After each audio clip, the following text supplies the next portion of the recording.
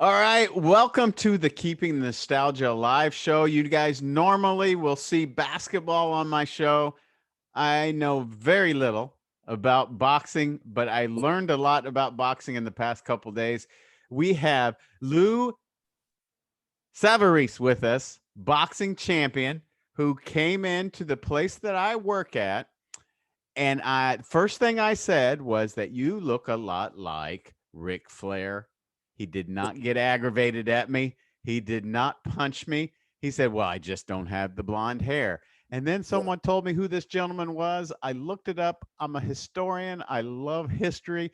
I have watched boxing, but I wasn't deep into boxing like I should be.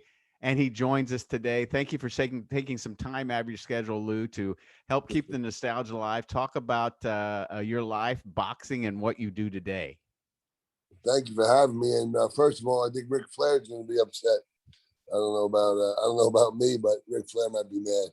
But I have two gyms. I have one downtown on 1612 Austin Street, and with my partner Bobby Benton, and that's all pros. We have there's some boxer side, but mostly pros. We have a kid, Regis Prograis, just won the championship on the fights the other night. We have about three world champions down there. Some really good boxing. I used to train down there myself in Holyfield.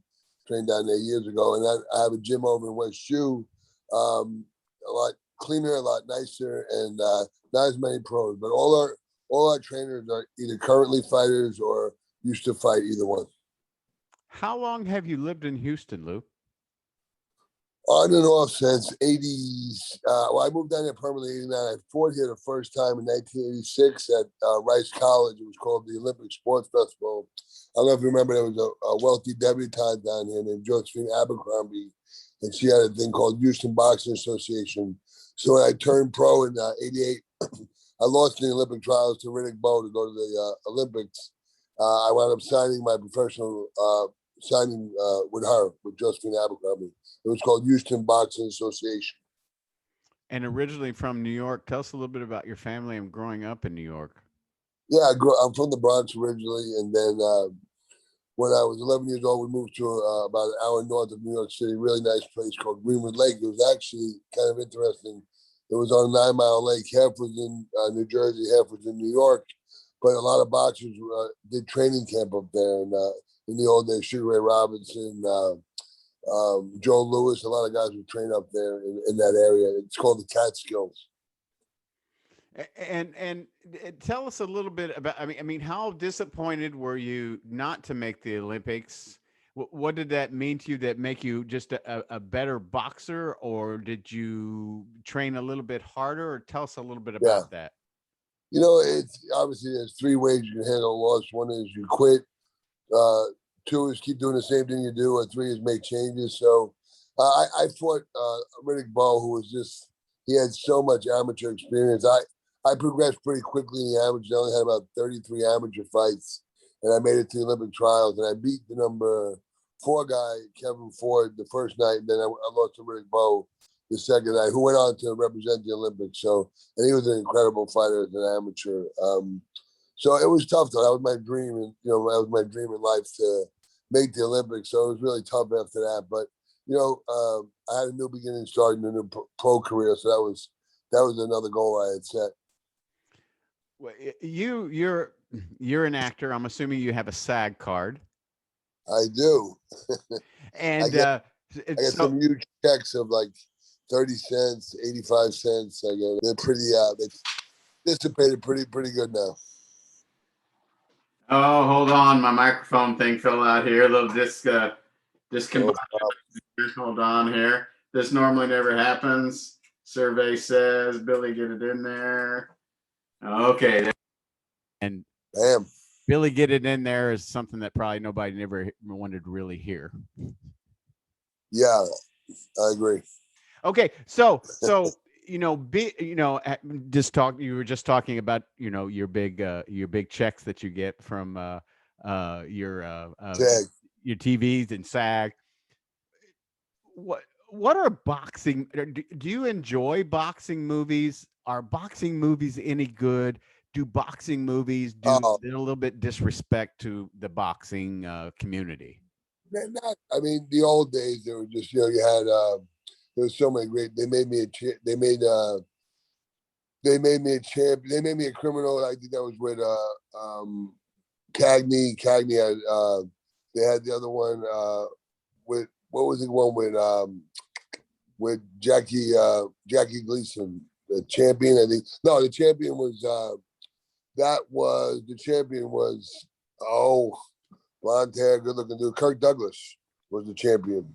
And then as we go, obviously you have Rocky, and Rocky was not real, just so people know Rocky wasn't real. But that was, it was cool, it was entertaining.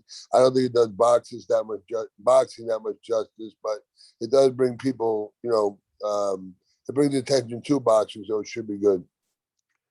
What was your experience like being an actor?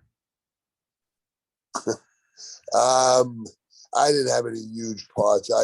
The biggest part I got, I actually portrayed, and it was a docudrama on ESPN. I portrayed, it was the one with Russell Crowe, but it was a prequel to that. Help me out here. Cinderella Man. Yeah, that's what I said, Cinderella Man. So it was a prequel to Cinderella Man. I played I played Max Bear, and it was pretty cool. I walked on the set. I was just supposed to be I was there to authenticate the scenes. And when I went on the set, the guy's like, "Oh my God, you look just like Max Bear. Too bad you don't act." I was like, "Buddy, I act. You kidding me?" And he said, "Really?" So he said, "Okay, are you in SAG?" And I said, "Yeah." He said, "That's going to be a problem because this is going to be on ESPN. It's going to keep showing a lot." And he said, "So nobody here is SAG." He said, "Talk to your agent and let me know what he says." And I knew what would happen. If I called my agent, he would just tell me you can't do it. It's highly frowned upon.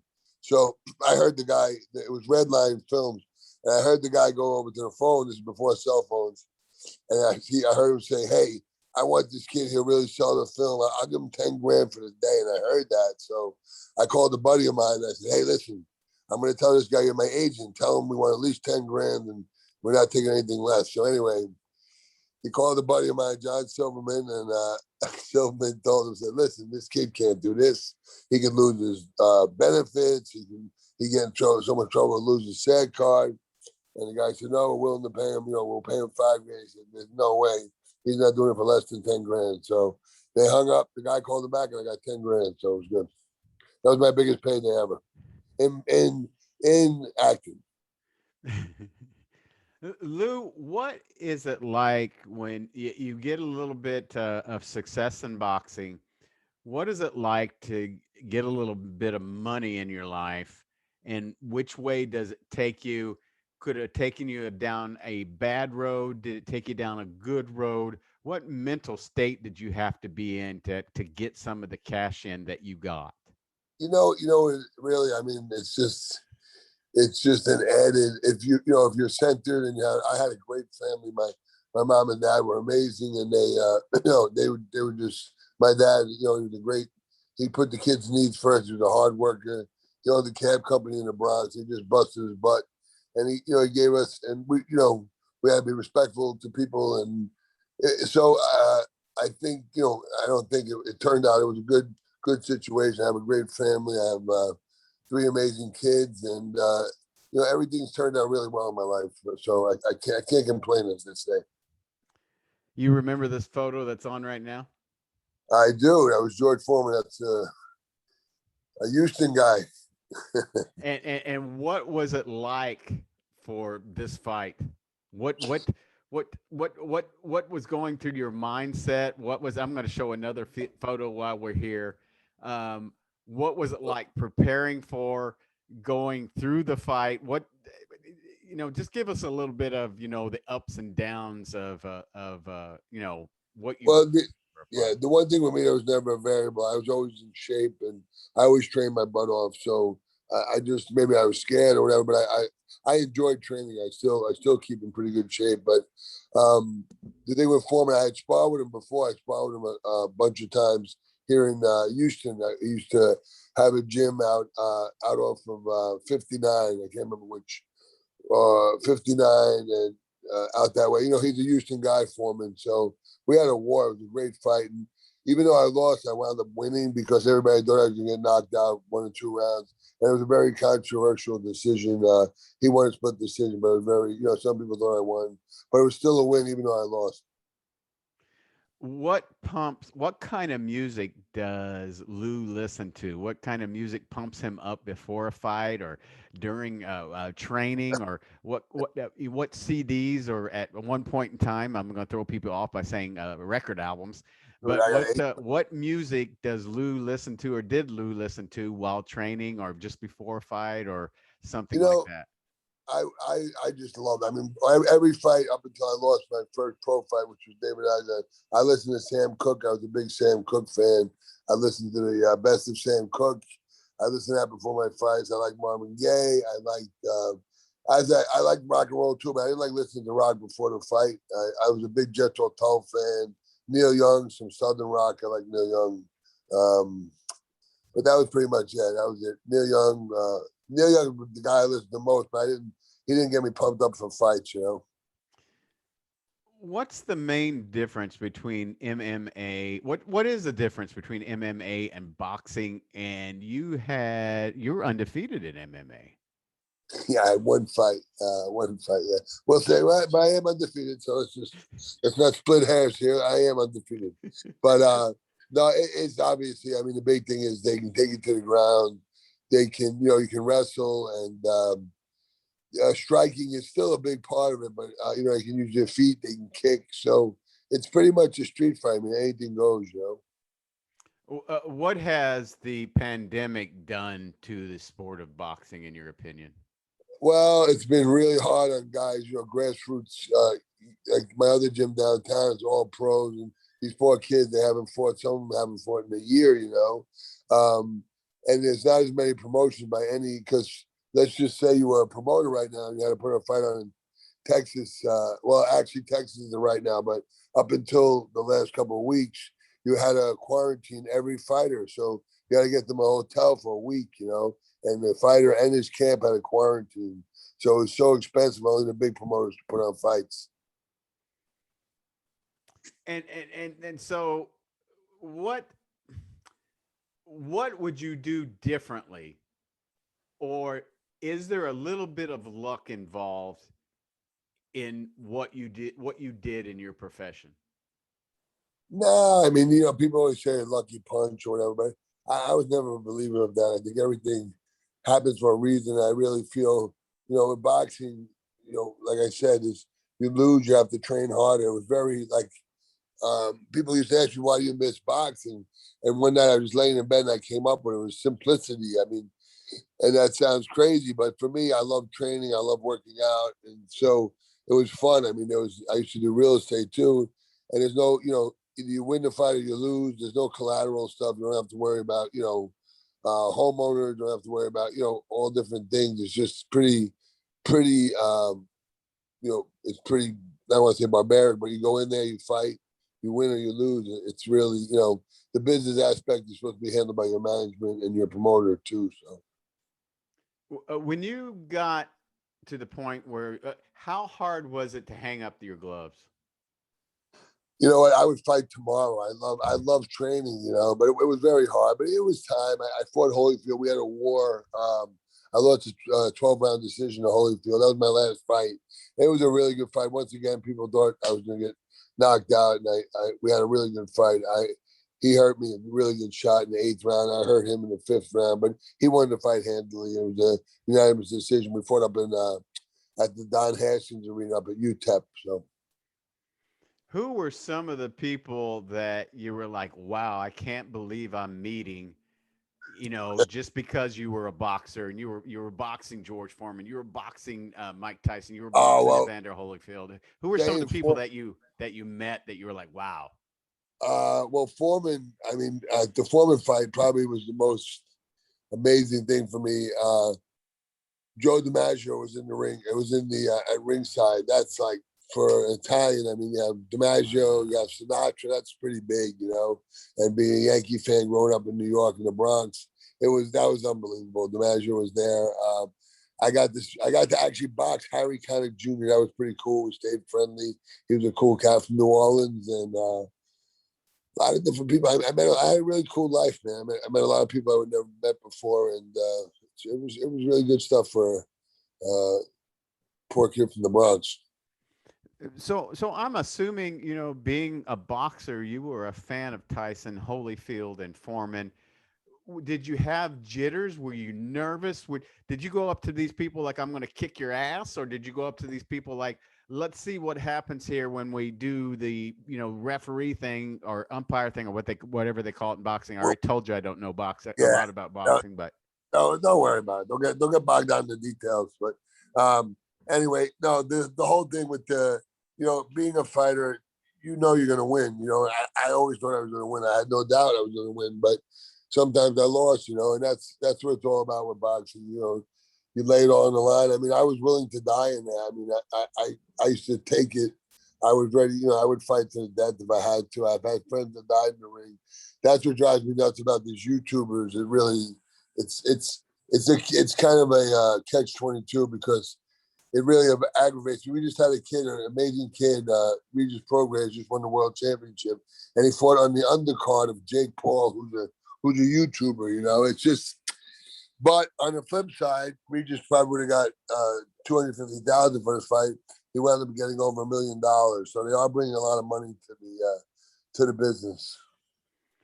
And how does that work from someone who wants to answer to this question?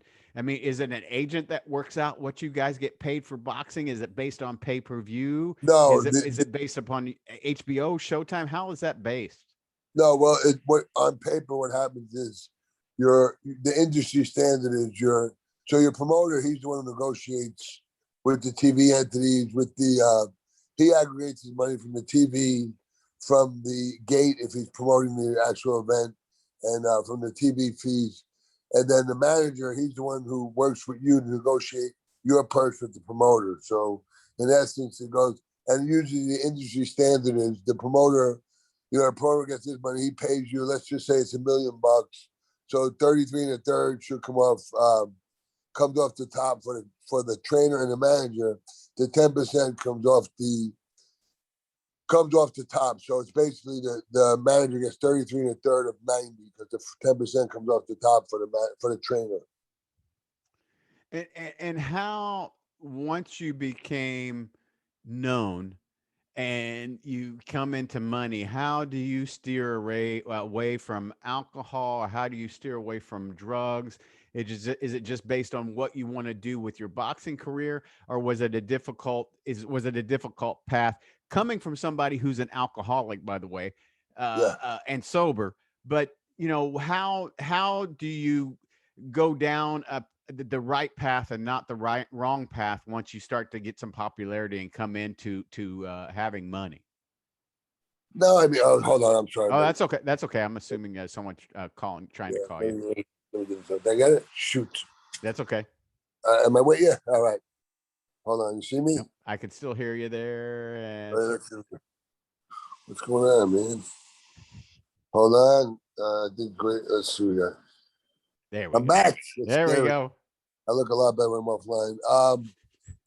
So tell me a question again. Okay. So how do you? I mean, I got it. It's all coming back to me now.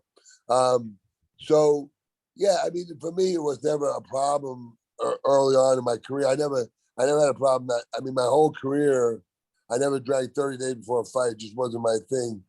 After my career, that's when alcohol became a problem with me. Drugs never was my thing, but alcohol. After boxing, I had a marriage. We got divorced after 21 years, but thank God we're amicable now. We have 3 amazing kids. So, but it didn't really. When I was fighting, I was really, really dedicated to my training, and I was really big into old time fighters, and they wouldn't have sex a month before a fight, and they wouldn't drink, and that's just the way I would do it. how's it like being a former professional boxer and being a father? What do you teach your children? What path do you push them down? Do they let them go down their own path? What's it like to be a professional boxer and a father? Well, I mean, I had a great role model. I mean, my dad was. I mean, you know, he put the kids' needs first, and that's what he did, almost to a fault because he worked so hard. It probably attributed to him passing pretty early. He was 59 years old, but he was just a man's man. And you know, my kids are. You know, we joke about it. We don't know who. Both my kids are in college. That was not my deal. My one son is at A&M. He's a junior. He's got a 3.9. My other guy's at Stephen F. Austin. They're both smarter than I'll ever be. I mean, it's not saying much, but they're pretty smart kids, and they're much more mature than I've ever been too. So, you know, you always want more for your children, and you got to be careful though in giving your kids what you didn't have. You have to give them some of the stuff you had too. You know, and loving the kids and being there for them. I'm a very active dad. I hang out with my daughter. I get along with, you know, once they get past 10 years old, it's hard to relate to them, but I get along with kids a lot better than grown-ups. And the name of your website, and correct me if I'm wrong, is SavareseFightFit.com. Yes, sir. And that's for both locations, downtown Yeah. Houston and in the Bel Air location. Yeah, the Bel Air one, it's a little more bougie, doesn't smell very, it smells nice, very nice, clean. A lot of women in yoga pants if you like that stuff. I've always told people to make sure that if you're driving through Bel Air, just make sure you're 5 miles underneath the speed limit, and you're just kind of hiding underneath the steering wheel because they'll pull you over. Oh, you gotta watch it on in Bel Air. You can't get a tea time till 12. Somebody hits up behind you, gotta step to them. I had a lady today, no kidding. She's down to one Range Rover. Life's tough. And what do you teach at both locations? What do people come in? Is boxing your main thing that you teach? Yes, yeah. Getting Fitness. fit, MMA, other kinds of things? You know, the first thing when they come in, we're gonna ask them what do you want of this? You know, a lot of people want to look good aesthetically. That's a big part of it. So, you know, we ask them what's your goals, and we can help them attain their goals. Our trainers are all, you know, most boxers. It's crazy. I have a poster with all fighters right before 1900 and just a little bit after, old champions, and aesthetically they look amazing. You're not going to get big, but they're ripped up. They're in great shape. So women like it a lot too because they don't get big, but they get very, very lean and very cut. And what is your first piece of advice to someone who's taking on boxing? Well, you know, obviously, if you're gonna, you know, most of the people we have in the West U location, they're not trying to be fighters. They're just trying to. Some people want to learn to defend themselves, which is great. You know, we were talking about basketball, I mean, you yesterday, and they're some of the worst fighters. Unfortunately, you know, I've seen some of the worst fights I've ever seen in basketball. Mma Bowe, it was bad. He did not look good. Willis Reed was actually a good fighter. There was some Rudy Tomjanovich didn't take a good punch, but that was kind of unfair shot by Kermit Washington. But now just, you know, basically keeping the hands up. We teach old school boxing. Like if you watch now on social media, it's some of the stuff you see in boxing, right?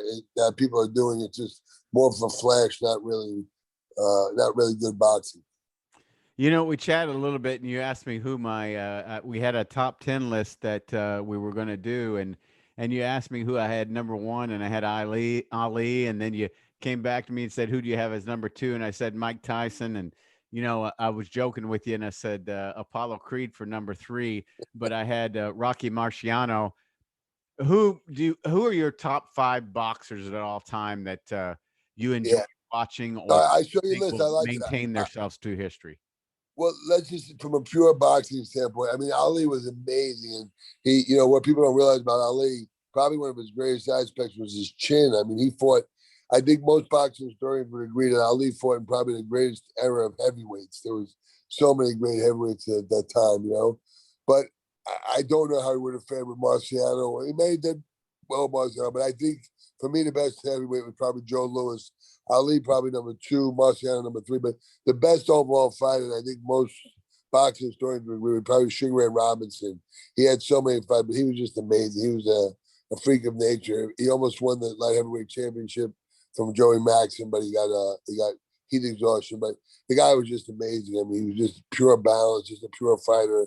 Throw triple left hooks. He was amazing. So I would put Robinson number one. How do you try and beat the crap out of each other? And do you maintain a relationship or a friendly relationship after a boxing match? Like you see George on the street, you say, "Hey, look, hey George, how's life? How's everything been going?" Or you could talk to Mike Tyson. I mean, is it a friendly exchange, or do you still have like, I should have beat him, or they should have beat me?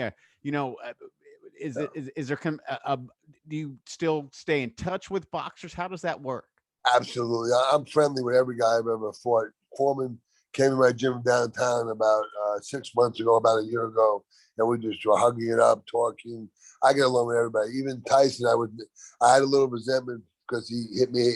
You know, he was doing coke 2 hours before the fight, and that's when we hit the referee and he hit me, and they stopped the fight. I thought they were stopping the fight because he got disqualified, but I saw him. We hugged it up. We've been, we talked and stuff. So I'm friendly with all these guys. It's a business. I mean, you go in there, it's just you're trying to hurt the guy. Obviously, like football or whatever. But you're not. You still love the guys. They're peers.